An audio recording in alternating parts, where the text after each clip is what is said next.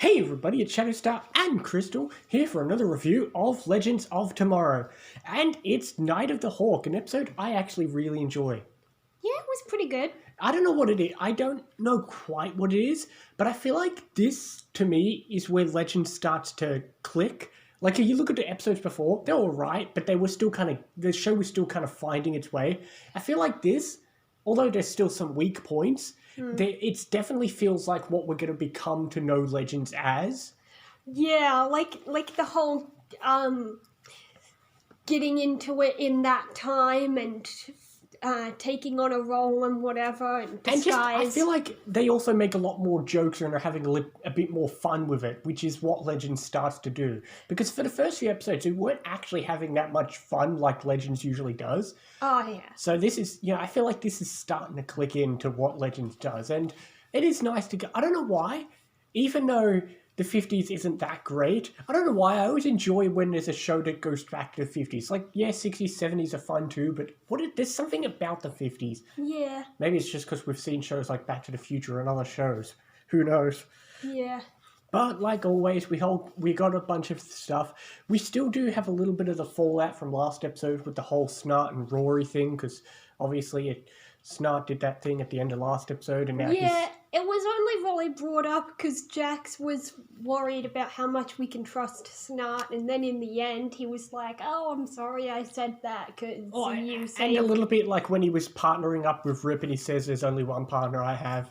Oh yeah. Yeah, but we do have a side plot that was alright, I guess, was the Sarah plot.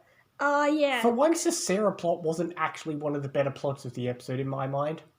Yeah. I don't care. It was okay. It was alright, but it was interesting in that bit where she was the one that freaked out and she explained to Stein. I guess this is the first time, this does become a tradition that we're familiar with Sarah, where she's back in the past and meets people.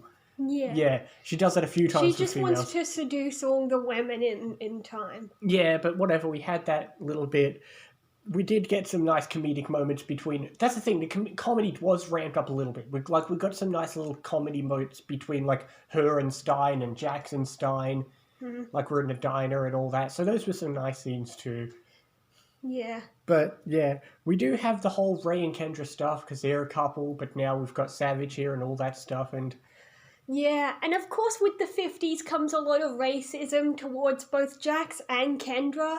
Like at the party, the woman assumed she was a waitress. Which is just stupid. Like, even in that time, she wouldn't assume somebody dressed that well is a waitress. Like, yes, there's a lot of inequality, but they're not slaves. It's the 50s. While it's uncommon, it wouldn't be that out of place for someone of Kendra's colour to dress up fancy. And if she was dressed up, you wouldn't assume she was a servant. I don't know. It's a very fancy party. We want our servers to dress fancy. I don't know. That was a stupid scene. Or there was when the realtor lady assumed that there would be live-in help. Yeah, I don't know. Yeah. And then on the Jax side of things, there was the bullies that didn't want Betty hanging around with him. And then, of course, there's the police guy, which really just makes me think of Men in Black 3, where the same thing happens. I was going to say, it reminds me of literally the first scene of Black Lightning is a lot like that. Oh, okay, I haven't seen that, but I was thinking... if you hate that scene now, wait till we get to Black Lightning. I was just thinking of Men in Black, where, he's driving a car and they stop him, and he's like, I know, you think I stole the car. I actually did steal the car, but don't assume that. Yeah, alright, well, I can kind of tolerate it because it's the 50s, but they're going to repeat that same thing in Black Lightning, but we'll worry about my feelings about Black Lightning when we get to it.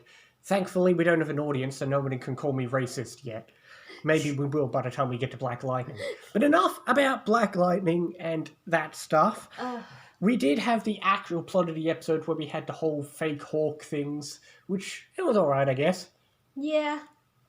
Whatever, you had the whole fake hawk things, which brings up an interesting argument. If they're able to reverse engineer the poison that turns people into hawks, couldn't it theoretically cure Kendra?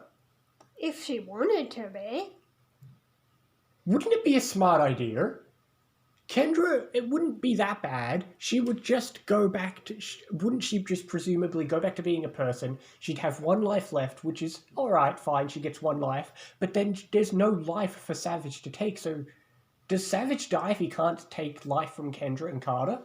If so, cure Kendra, she lives a normal human life, Savage has nothing to feed on, and bada boom, you've done it! Maybe it wouldn't work because she's different from the hawks we saw. Like, the meteorite that affected her was probably more powerful because she, like, prayed to the hawk god and said, protect us. Like, she didn't just get hawk powers, she also got the reincarnation stuff, which I don't think the others got reincarnation. Only one way to find out! Oh my god. We'll never know. Yeah. Pretty sure they just got the hawk part of it. Yeah, probably, but oh well, it is what it is. Like I said, it was an alright episode. There was a few odd moments, but I feel like this is Legends finding its groove. I mean, we are literally halfway through the season, so I feel like the back half of the season is definitely a lot better, at least in my memory. Yeah. I mean, for one thing, I absolutely remember loving next episode, and I'll tell you why when we get to it. Oh yeah, I remember the next one. Yeah, we do have this cliffhanger of Ray, Kendra, and Sarah are now stuck because the Wave Rider had to fly away. Because Kronos was there. Yeah, whenever they need an excuse for something to happen, they're like, oh, throw Kronos in. Yeah, but I'm gonna give it a 8. I'll go 7.5. I didn't see that coming. Alright, well, the next episode is called Left Behind. Okay, makes sense. There's not much else to guess about that one for you. But I remember actually enjoying next episode, and we'll probably be doing it very soon. But until then, we'll see you next time for more Legends and other things as well. See you next time, guys!